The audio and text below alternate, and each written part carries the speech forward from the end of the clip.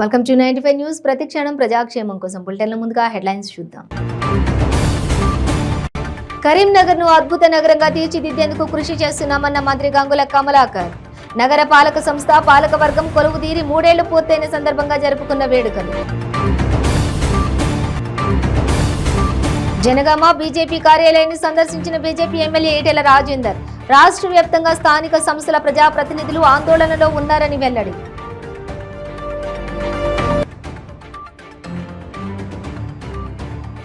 బజార్ హత్నూరు మండల పరిధిలోని sub station ముట్టడించిన రైతులు. కోతలు లేని కరెంట్ ఇవ్వాలని డిమాండ్.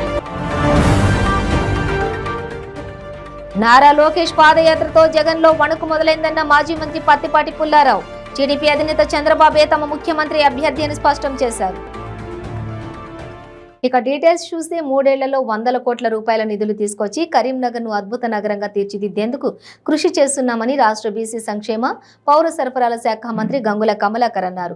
నగరపాలక సంస్థ పాలకవర్గం కొలువుదీరి 3 ఏళ్లు పూర్తయిన సందర్భంగా మేయర్ సునీల్ రావుతో కలిసి కేక్ కట్ చేసి నగరపాలక సంస్థ పాలక వర్గానికి, నగర ప్రజలకు, ఉద్యోగులకు మంత్రి శుభాకాంక్షలు తెలిపారు. ఈ సందర్భంగా మంత్రి మాట్లాడుతూ 2000 సంవత్సరంలో కౌన్సిలర్ గా, 2005లో కార్పొరేటర్ గా ఉన్నటువంటి తనను 3 సార్లు కరీంనగర్ ప్రజలు ఎమ్మెల్యేగా ఎన్నుకున్నారన్నారు. 3 సంవత్సరాల 4 నెలల నుంచి మంత్రిగా సేవలు అందిస్తున్నానని చెప్పారు. ప్రజల నమ్మకాన్ని వమ్ము చేయకుండా నీతివంతమైనటువంటి సుపరిపాలన అందించాలనే లక్ష్యంతో ముందుకు వెళ్తున్నామని చెప్పారు. మున్సిపల్ నిధులు లేకపోవడం వల్ల, ప్రభుత్వ నిధులు లేకపోవడం వల్ల అభివృద్ధి కుంటిపడింది. ఇప్పుడు స్వాతంత్రం వచ్చి 40-50 సంవత్సరాలు అప్పటికి కుంటిపడింది. కానీ తెలంగాణ రాష్ట్రం వచ్చిన తర్వాత అద్భుతంగా నిధులు తీసుకొచ్చినాం. ఆ నిధులతోటి అద్భుతంగా ఫస్ట్ సార్ మాకు మున్సిపల్ మేయర్గా అవకాశం ఇచ్చిండ్రు, అద్భుతంగా పరిపాలించాం. రెండోసారి కూడా రిక్వెస్ట్ చేయడం జరిగింది. బీఆర్ఎస్ ప్రభుత్వంగా ఉన్న టీఆర్ఎస్ పరిస్థితికి మాకు అవకాశం ఇచ్చిండ్రు. గౌరవ ముఖ్యమంత్రి ఆలోచన ప్రకారం మేయర్గా సునీల్ రావు గారిని 3 సంవత్సరాల క్రితము మనం టీఆర్ఎస్ పార్టీ మేయర్గా, డిప్యూటీ మేయర్గా ఈ 3 సంవత్సరాలు ఒక్కసారి ఆలోచించుకున్నాం ఎంత డెవలప్ చేస్తామని. ఈ రోజు తెలంగాణ రాష్ట్రంలో అత్యధిక నిధులు తీసుకొచ్చింది కరీంనగర్ కార్పొరేషన్. అత్యధిక నిధులు తీసుకొచ్చింది. ఈ రోజు మీ ముందు తీసుకొస్తున్నాం. This is on record. మీకు రికార్డు వెరిఫై చేసుకోవచ్చు. రికార్డు పరంగా చెప్తున్నాము. ప్రజలకు ఇచ్చిన హామీలతో పాటు ఎక్కువ కూడా మేము పనిచేయడం జరిగింది. ఆ రోజు ప్రజలకు హామీ ఇచ్చాం, మాకు అవకాశం ఇవ్వండి. ఎప్పుడైతే పక్కనే మానేరు నది ఉన్నది, 50 సంవత్సరాల కూడా మానేరు నది నుంచి నీళ్ల కోసం ఉండగా మా మహిళా సోదరులు ట్యాంకర్లు వెంబడి పోయే పరిస్థితి వచ్చింది. అసలు ట్యాంకర్ వ్యవస్థ ఎందుకోసం? మానేరు నది పక్కకి ఉన్నది కదా, ఫిల్టర్ నీళ్ళు తీసుకొచ్చి మున్సిపల్ అధికారి అంటుండగా ట్యాంకర్ల కోసమే నీళ్లు ఇవ్వడము, ట్యాంకర్లు సప్లై చేయడము, ట్యాంకర్ల కాడ మహిళా సోదరు మన బిందెలతో వేసే పరిస్థితి. అందుకే మాకు 3 రోజులకోసారి నీళ్లు, 2 రోజులకోసారి నీళ్ళు కాదు, డైలీ నీళ్ళు ఇస్తాం మాట ఇచ్చినాం. కాబట్టి బ్రహ్మాండంగా డైలీ నీళ్లు ఇస్తున్నాం. ఈరోజు గొప్ప అచీవ్మెంట్ ఇది. దాంతో పాటు 24 గంటలు నీళ్ళు ఇస్తామని మాట ఇచ్చాం. ఆ దిశ కూడా మేము అడుగులేస్తున్నాం. ఈ రోజు మొత్తం కరీంనగర్ కార్పొరేషన్ కు 1379 కోట్ల రూపాయల శాంక్షన్స్ నడుస్తున్నాయి. 1379 కోట్ల రూపాయల శాంక్షన్స్ తీసుకోవడం జరిగింది. ఆల్మోస్ట్ 1000 కోట్ల రూపాయలతో ఆ రోజు గౌరవ మంత్రి కేటీ రామారావు చేతుల మీద ప్రారంభించుకున్నాం. ఆ పనులు పెరుగుతుంది. 1379 కోట్లలో 1882 వర్క్స్ కరీంనగర్ కార్పొరేషన్ వస్తుంది. 1882 వర్క్స్, వివిధ పద్దులు. ఎన్ని పద్దులు అంటే 17 పద్దుల రూపాయన, 17 పద్దుల రూపాయన 14 ఫైనాన్స్ కానీ, 15 ఫైనాన్స్ కానీ, డిఎంఎఫ్టీ కానివ్వండి, ఇవన్నీ సిటీలో కానీ, ఎంపీ లాక్స్ కానీ, స్మార్ట్ సిటీ కానివ్వండి, సిఎంఎస్ కానివ్వండి, పట్టణ ప్రాంతం, ఇవన్నీ పద్దులు 17 పద్దుల రూపాయన 1882 వర్క్స్ తో పాటు 1379 కోట్ల పనులు మనకు శాంక్షన్. అందులో 459 కోట్ల పని మాత్రమే అయిపోయినది. 1379 కోట్ల రూపాయలలో ఇప్పటి వరకు 459 కోట్ల పనులు మాత్రమే కంప్లీట్ అయింది. అంటే 1882 వర్కులలో 961 వర్క్ మాత్రమే కంప్లీట్ అయింది. ఇంకా 961 వర్క్ స్టార్ట్ నడుస్తున్నాయి. అందులో ప్రోగ్రెస్ అయింది 663 కోట్ల పనులు పురోగతిలో ఉన్నాయి, కంప్లీట్ కాలేదు. ఆ కంప్లీట్ అయినాక అద్భుతంగా ఫలితాలు వస్తాయి. 663 కోట్ల రూపాయల పనులు పురోగతి ఉన్నాయి. అందులో 160 వర్క్స్, అది కన్స్ట్రక్షన్ ఆఫ్ ద డ్రైన్ కానీ, కన్స్ట్రక్షన్ ఆఫ్ ద రోడ్ కానీ, కన్స్ట్రక్షన్ ఆఫ్ ద హాల్ కానీ, అవి 160 వర్క్స్ ఇంకా పురోగతులు ఉన్నాయి. ఇంకా 93 కోట్ల వర్క్. జనగామ జిల్లా బీజేపీ కార్యాలయంలో ప్రధానమంత్రి నరేంద్ర మోడీ మన్ కీ బాత్ కార్యక్రమంలో ఎమ్మెల్యే ఈటెల రాజేందర్, జిల్లా అధ్యక్షులు దస్మంత్ రెడ్డి, బీజేపీ నేతలు పాల్గొన్నారు. ఈ సందర్భంగా ఈటెల రాజేందర్ మీడియాతో మాట్లాడుతూ రాష్ట్ర వ్యాప్తంగా స్థానిక సంస్థల ప్రజాప్రతినిధులు ఆందోళనలో ఉన్నారన్నారు. జెడ్పీటీసీలు, ZP chairman, councillor, municipal chairman గా, కార్పొరేటర్లుగా, మేయర్లుగా ఉన్న అన్ని స్థానిక సంస్థల ప్రజాప్రతినిధులతో ప్రశాంతత అనేది లేదన్నారు. ప్రజలకు ఇచ్చిన వాగ్దానాలను నెరవేర్చుకోలేక, పని చేయలేక కుమిలిపోతున్నారని చెప్పేసి మాట్లాడారు. ప్రజాస్వామ్యాన్ని నమ్ముకొని బతికేటువంటి రాజకీయ నాయకుల్ని, క్యారెక్టర్ ఉన్న, కమిట్మెంట్ ఉన్న, నిజాయితీ ఉన్నటువంటి రాజకీయ నాయకుల మీద ఇవాళ మాట్లాడుతున్న మాటలు అత్యంత హేయంగా, నీచంగా ఉన్నాయి. చివరికి రాజ్యాంగ పరిరక్షకురాలు రాష్ట్రంలో గవర్నర్, దేశంలో ఉన్నటువంటి రాష్ట్రపతి గారు వారు రాజ్యాంగ పరిరక్షకులు. రాజ్యాంగ పరిరక్షకురాలు, ప్రథమ పౌరురాలు, ఆయన పట్ల వాళ్ళ బానిసలు, వాళ్ళ ఆశించిన కుక్కల్లాగా ఇలా వాళ్ళు మాట్లాడుతూ ఉంటే నియంత్రించే ప్రయత్నం చేస్తలేదు, కనీసం దాన్ని సంజాషించే ప్రయత్నం చేయట్లేదు. అట్లాంటి భాష మంచిది కానీ కూడా ప్రయత్నం చేస్తున్నారు. ఇవాళ తమిళసాయి సౌందరరాజన్ ఉంటారు, పోతారు. ఇవాళ కేసీఆర్ గారు ముఖ్యమంత్రి ఉంటారు, పోతారు. కానీ ప్రజాస్వామ్యం ఉన్నంత వరకు శాశ్వతంగా ముఖ్యమంత్రి పదవి ఉంటుంది, గవర్నర్ గారి పదవి ఉంటుంది. వాటిని గౌరవించాలి అనేటువంటి ఇంకిత జ్ఞానం కోల్పోయినటువంటి ముఖ్యమంత్రి కేసీఆర్ గారు. నేను అంటున్నా కేసీఆర్ గారిని, నీకెవరిచ్చిన అధికారం? నీకు ఆ రాజ్యాంగం, ఏ బాబాసాహెబ్ అంబేద్కర్ గారి రాజ్యాంగాన్ని మార్చాలని చెప్పి నువ్వు అంటున్నావో ఆ రాజ్యాంగమే నీకు దాని ద్వారా నీకు ఎన్నికలు నిర్వహిస్తే, ప్రజలు ఓట్లు వేసి గెలిపిస్తే 2023 డిసెంబర్ 7వ తారీఖు వరకు నువ్వు ముఖ్యమంత్రి పదవిని ఇవాళ నిర్వహిస్తూ ఉన్నావు. గా రాజ్యాంగమే గవర్నర్ గారి నియామకం జరిగింది. గా రాజ్యాంగం ద్వారానే నాలాంటి ప్రతిపక్ష పార్టీగా ఎమ్మెల్యే గెలిచింది. గా రాజ్యాంగం ద్వారా వచ్చి రాజ్యాంగబద్ధంగా డ్యూటీ డిశ్చార్జ్ చేసిన మీరు ఇవాళ ఆ డ్యూటీ డిశ్చార్జ్ చేసే విషయంలో ఒక రాచరికము పోకూడదని, ఒక నియంతృత్వ పోకూడదని ప్రజలు అసహించుకునే నీ జుగుప్సాకర పద్ధతులని ఇవాళ చూస్తూ ఉన్నారు. ఇది ఎంతమేరకు మీరేదో తెలంగాణ సంస్కృతిని, సాంప్రదాయాల్ని, ఔన్నత్యాన్ని ఏదో గొప్పగా దేశ చిత్రపటం మీద పెడతా అని చెప్పినావు. కానీ ఇవాళ దేశమే నివ్వరిపోయే పద్ధతిలో ఇట్లుంటుందా అని చెప్పి అనుకునే పరిస్థితి వచ్చింది. నాకు తెలిసి ఇవాళ విదిన్ ద టీఆర్ఎస్ పార్టీలో కూడా మంత్రులుగా ఉన్న వాళ్ళు కావచ్చు, ఎమ్మెల్యేలుగా ఉన్న వాళ్ళు కావచ్చు, ఎమ్మెల్సీలుగా ఉన్న వాళ్ళు కావచ్చు, వివిధ హోదాలో ఉన్న వాళ్ళు కావచ్చు, కొద్దిమంది పిడికడ మంది మాట్లాడే భాష అయితే ఉందో, కేసీఆర్ గారి ప్రోద్బలంతో పిడికడ మంది మాట్లాడే భాష ఏతుందో వాళ్ళకు కూడా నచ్చాలని చెప్పి నేను అనుకుంటా ఉన్నా. ఖచ్చితంగా ప్రజలు గమనిస్తూ ఉన్నారు. సందర్భం వచ్చినప్పుడు ఆయన భాషలో చెప్పాలంటే కర్రగాల్చి వాత పెట్టడం వస్తుంది. తప్పకుండా ఈ కేసీఆర్ ప్రభుత్వం ఇవాళ ఆదిలాబాద్ జిల్లా బజేర్ హత్నూర్ మండల పరిధిలోని రైతులు కోతలు లేని కరెంటు ఇవ్వాలంటూ సబ్ స్టేషన్ ను ముట్టడించి తాళం వేశారు. అంతకుముందు ఆయా గ్రామాల రైతులు పెద్ద సంఖ్యలో తరలివచ్చారు. ఈ సందర్భంగా వారు మాట్లాడుతూ యాసంగి పంటకు సాగు చేస్తున్న తరుణంలో పంటలకు నీరందించడానికి కోతలు లేని కరెంటును అందించాలని డిమాండ్ చేశారు. విద్యుత్ మోటార్ బావుల ద్వారానే యాసంగి పంటలకు నీరందిస్తున్నామని, ప్రస్తుతం కరెంటు సరైన సమయపాలన లేకుండా కనీసం 5 నుంచి 6 గంటలకు మించి ఇవ్వడం లేదని వారు ఆరోపించారు. అధిక మొత్తంలో రబీలో పంటలు సాగు చేశామని, తీరా ఇప్పుడు పంటలు చేతికొచ్చే సమయంలో కరెంటు ఇవ్వకపోవడంతో పంటలకు నీరు అందించలేని పరిస్థితి నెలకొందని మండిపడ్డారు. ఇప్పుడు మాకు 13 గంటలు ఇస్తారు, మాకు సంపుతారు. మరి ఒక్కటే మాట పైన ఓడు పైన మేనేజ్మెంట్ ఎవడు అప్పుడు ఇచ్చిండు కదా 13 గంటలు. 13 గంటలు ఇవ్వమంటున్నాం మేము. సక్సెస్ అవుతాం. ఇప్పుడు 2 నెలలు మాకు 2 గంటలు 13 గంటలు ఇస్తే సక్సెస్ అవుతాం. లేకుంటే మా పరిస్థితి మంచిగా లేదు.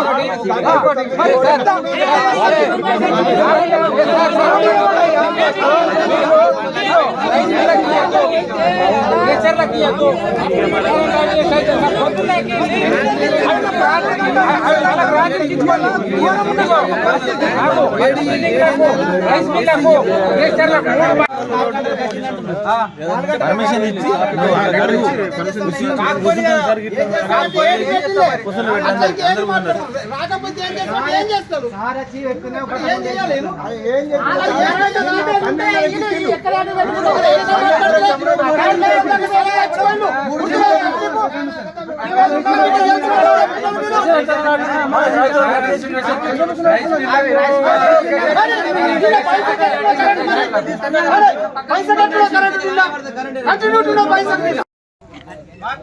కంటిన్యూ 13 గంటల కరెంట్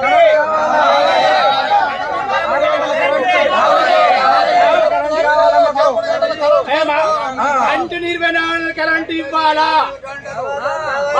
కేసీఆర్ గారు కన్ను కొట్టకుండా 24 గంటల కరెంటు రైతాంగానికి ఇస్తున్నారు. 18 గంటలు చేశారు, 12 గంటలు చేశారు. ఇప్పుడు మాకు పంట నష్టం అయిపోతుంది. మాకు పంట నష్టమైపోతున్నది. పంటలు ఎండిపోతున్నాయి. చేతికి వచ్చిన కొడుకు చేదారిపోయినట్టు మాకు ఇబ్బంది అనిపిస్తుంది. మాకు ఏడుస్తున్నాము. ఇట్లా ఇబ్బంది పెడతావా? ఎప్పటిదాకా పెడితే ఇబ్బంది? బీఆర్ఎస్ అనుకుంటా దేశమంతా కరెంట్ ఇస్తా అంటున్నావు. ఇంకా మా తెలంగాణకి దిక్కు లేదు. ఏమిటి నీది? ఏమిటి? మా రైతులకు ఉసురు పోసుకుంటావా? మా రైతులను ఉసురు పోసుకుంటావా? కేసీఆర్ గారు దయచేసి మా కరెంటు 24 గంటలు కరెంటు కావాలి. 24 గంటలు కరెంటు అయితే మాకు పంటలు పండుతాయి, మాకు బాగుపడతాం. రైతు రాజు ఎక్కడికెళ్ళి అవుతాయా? రైతు రాజు కరెంటు ఇస్తేనే కదా రైతు రాజు చేసేది. ఎక్కడికెళ్ళి అవుతాడు? రైతు కన్నెర్రగా చేస్తున్నాడు. ఇప్పుడు కన్ను రెప్పగొట్టు ఉంటే ఇస్తే కన్నెర్రగా చేస్తున్నాడు రైతు. ఇప్పుడు ఎప్పుడు వస్తుంది ఎదురు చూస్తున్నాం కరెంటు. అదే కరెంటు కంపల్సరీ ఇవ్వాలి. జయగోటన్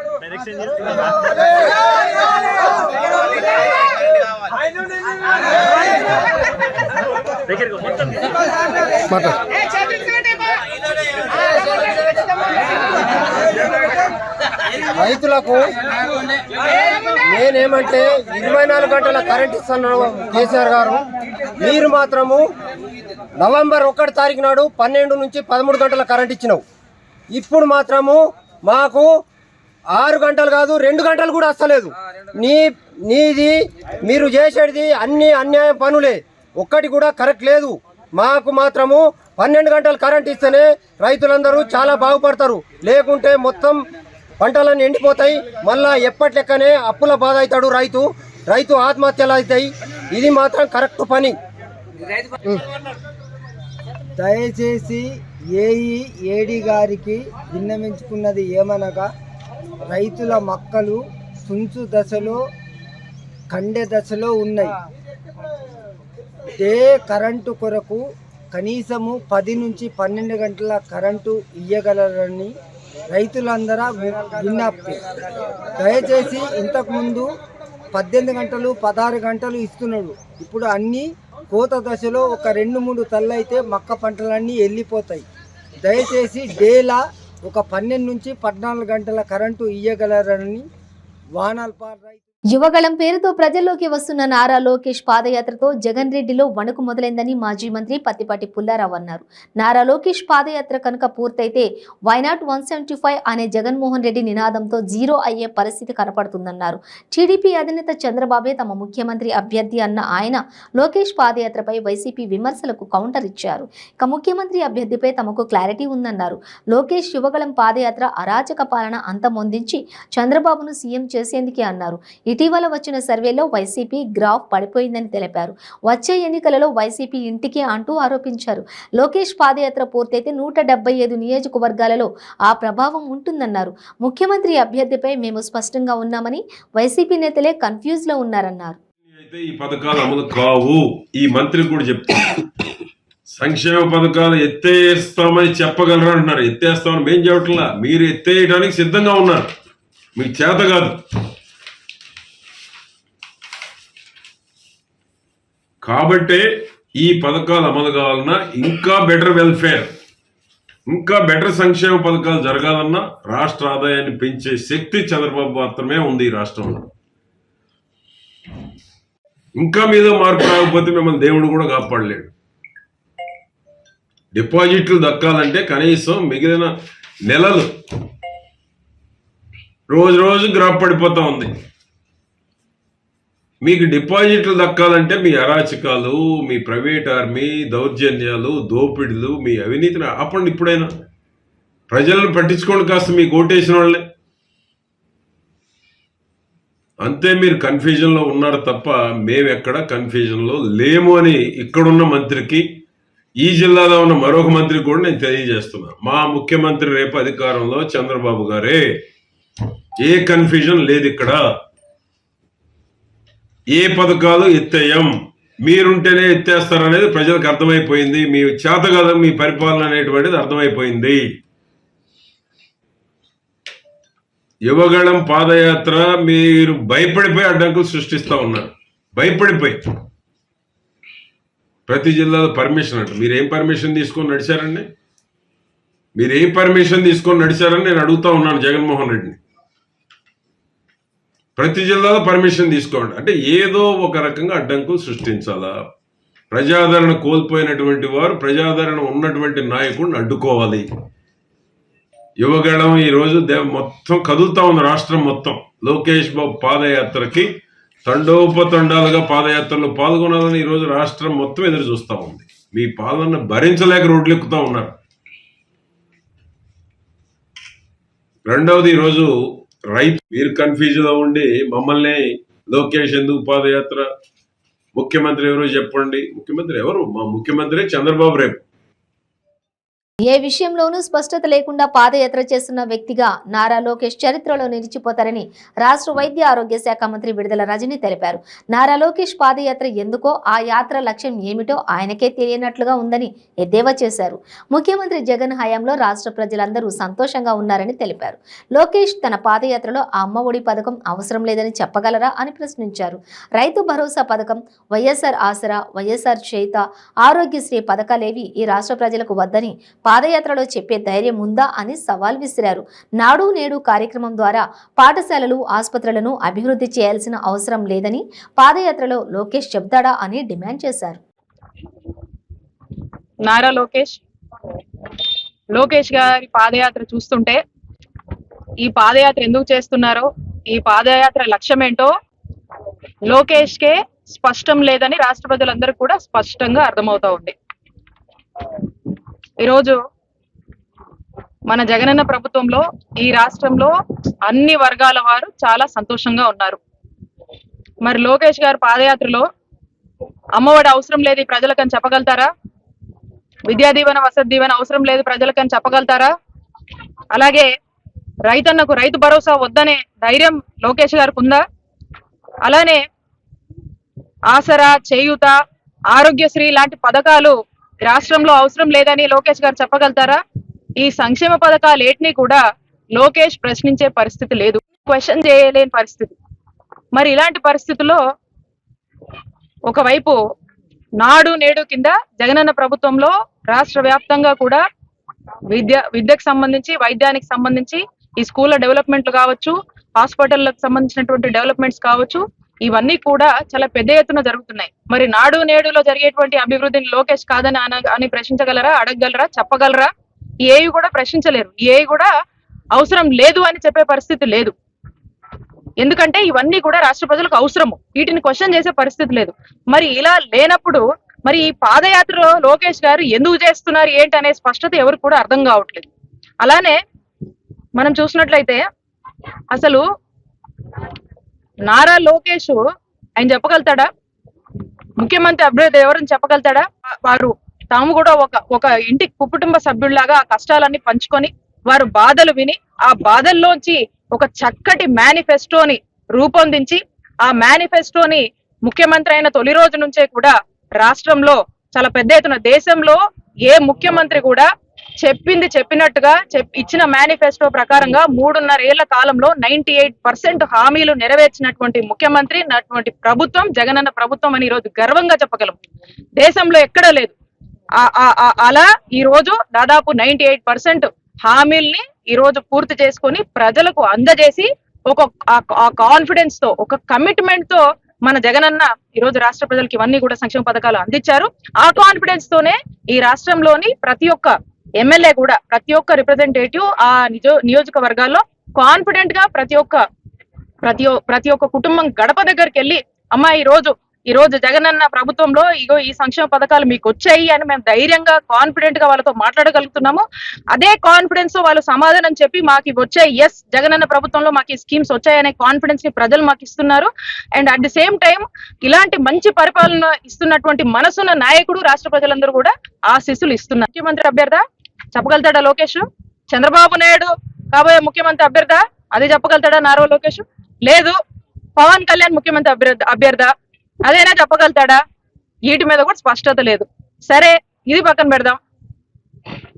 పవన్ కళ్యాణ్ ని ముఖ్యమంత్రిని చేయడానికి చంద్రబాబు నాయుడు మద్దతు ఇస్తున్నాడా? అదైనా చెప్పాలి నారా లోకేష్. అది చెప్పగలుగుతాడా? లేదు. చంద్రబాబు నాయుడిని ముఖ్యమంత్రి చేయడానికి కోసము పవన్ కళ్యాణ్ మద్దతు ఇస్తున్నాడా? అదైనా చెప్పగలగాలి. అది లేదు. సార్, ఈ ఏటి మీద కూడా స్పష్టత లేదు. కాబట్టి రాష్ట్ర ప్రజలకి వీటి మీద స్పష్టత ఇవ్వాల్సినటువంటి అవసరం లోకేష్ గారి మీద ఉంది. అలానే ఏదైతే ఈ రాష్ట్రంలో మనం చూసినట్టయితే ఆనాడు ఆ దివంగత నేత వైఎస్ రాజశేఖర రెడ్డి గారు ఈ రాష్ట్రంలో పాదయాత్ర చేసి ప్రజలందరికీ కూడా ఎంతగానో అండగా నిలిచారు. అలాగే ప్రతిపక్ష నేతగా ఉండగా మన గౌరవ ముఖ్యమంత్రి వర్యులు వైఎస్ జగన్మోహన్ రెడ్డి గారు ఒక హిస్టరీలో ఎప్పుడూ లేని విధంగా ఒక హిస్టారిక్ మూమెంట్ లాగా మిగిలిపోయేటువంటి ఒక ప్రజా సంకల్ప యాత్ర 3648 కిలోమీటర్ల పాదయాత్రని జగనన్న ఈ రాష్ట్ర ప్రజల కోసం చేసి ఆనాడు ఏదైతే చంద్రబాబు నాయుడు హయాంలో సాగుతున్నటువంటి పాలనలో ఈ రాష్ట్ర ప్రజల్లో అనేక వర్గాల వాళ్ళు ఇబ్బందులు పడుతూ ఉంటే ఆ ఇబ్బందులు పడుతున్న ప్రజల పక్షాన నిలబడి ఆ ప్రజలకు అండగా ఉండి ఆ ప్రజలకు నేను విన్నాను అని భరోసా ఇచ్చినటువంటి గొప్ప వ్యక్తి జగనన్న. శ్రీశైలం డ్యాం వద్ద తెలంగాణ ఆర్టీసీ బస్సుకు పెను ప్రమాదం తప్పింది. శ్రీశైలం నుంచి 30 మందికి పైగా ప్రయాణికులతో మహబూబ్ నగర్ వెళుతున్న ఆర్టీసీ బస్సు డ్యాం సమీపంలోని టర్నింగ్ వద్ద అదుపు తప్పి గోడను బలంగా ఢీకొంది. గోడకు ముందు ఇనుప రాడ్లను తగులుకొని బస్సు నిలిచిపోయింది. లేదంటే భారీగా ప్రాణ నష్టం సంభవించి ఉండేది.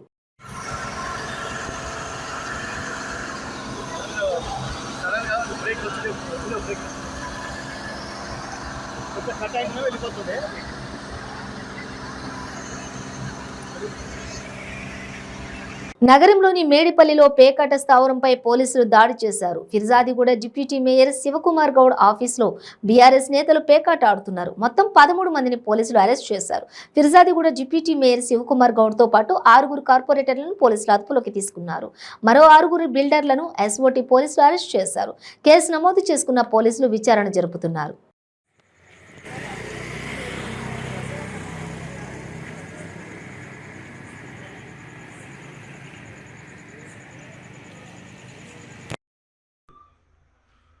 లేచి వచ్చిన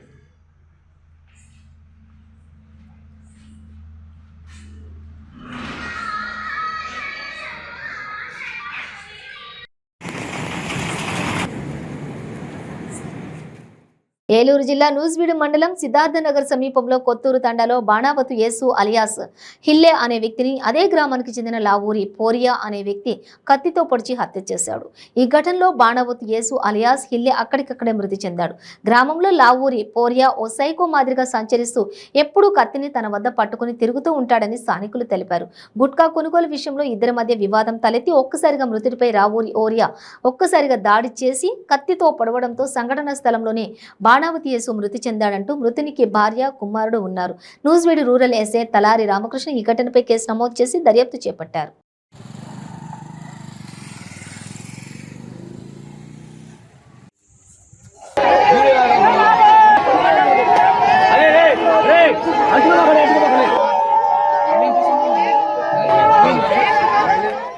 బులెటిన్ ముగించే ముందు హెడ్లైన్స్ మరోసారి.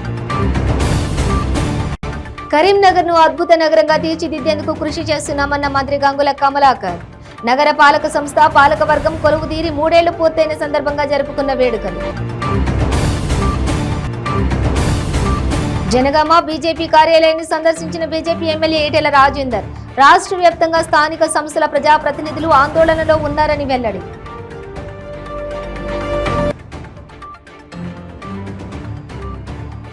బజార్ హత్నూరు మండల పరిధిలోని సబ్ స్టేషన్ ను ముట్టడించిన రైతులు. కోతలు లేని కరెంట్ ఇవ్వాలని డిమాండ్.